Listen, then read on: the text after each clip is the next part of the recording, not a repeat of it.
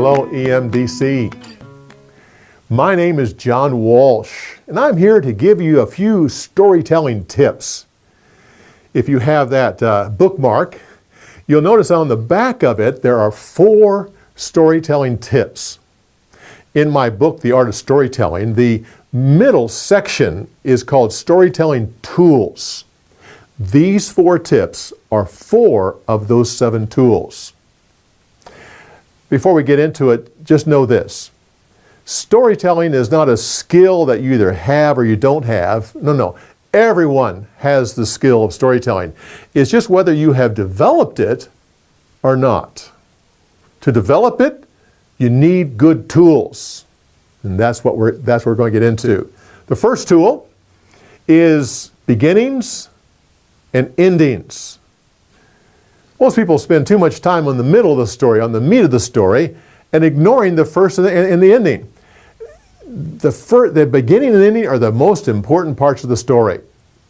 Now, as far as the beginning of a story, the purpose of the beginning is to pull people into the heart of the story. And most stories do start at the beginning, but sometimes your story is maybe not all that interesting at the beginning. So you simply go to a part where it is interesting, start it there, and once they're pulled in, then you flash back to the beginning. Most stories, though, are told on a one-on-one basis in a conversation. It's what I call a 2-minute story that tips a decision in the right direction. Now, in those cases, the beginning is so important. Understand this, that God has put into each of us that natural tendency to listen to a story when it's being told. The only way to get around that is if the storyteller warns you that it's coming. Then you can put up barriers. So, don't warn them. Simply pause and then start the story. Do away with little phrases like, that reminds me of a story. Or let me tell you a story. Or let me illustrate that. No. Simply pause, start the story, then they're stuck. They have to listen. Well, the next tip on your card is facial expressions. You actually don't have to work too hard on facial expressions. The key there is give your face room to be a part of the story.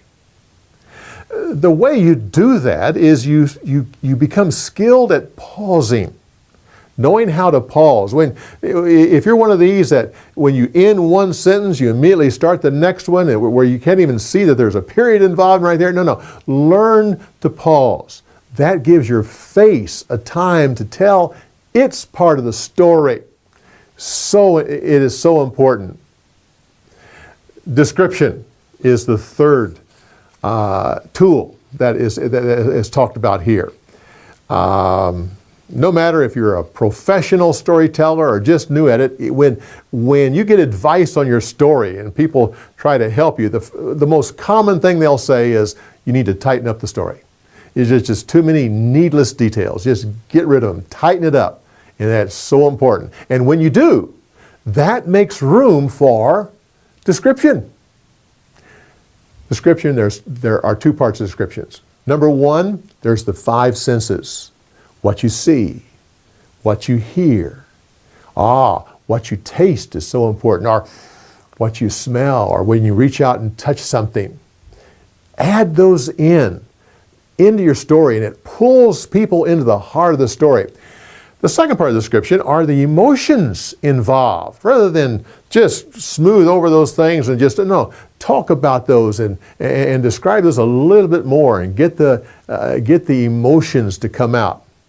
Add those 2 areas, the 5 senses and emotions, and it will greatly enhance your storytelling skill. The last tip that I mention here is nervousness. You may say, nervousness is a storytelling tool? Absolutely. In my book, I refer to my book, I'm Not a Duck. It's kind of a story of my life journey. And I talk about that I have stuttered my entire life. And because of that, I am a poster child of nervousness. I have mastered it. But listen, nervousness is a gift from God. It helps you. It helps you to prepare more for the story. Nervousness brings adrenaline when you're telling your story, and that helps you to be sharper.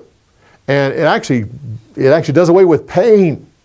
It makes the story flow better. So many advantages. But you need to have control. You need to control nervousness.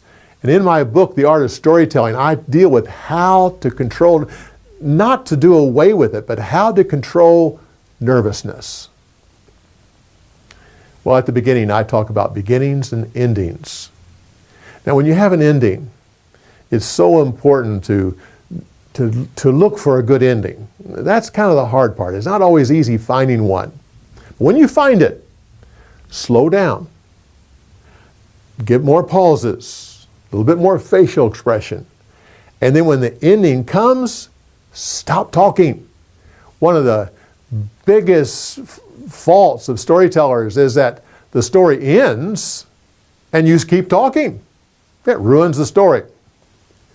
Let me give you an illustration of how to end. Take these 4 tips and practice them.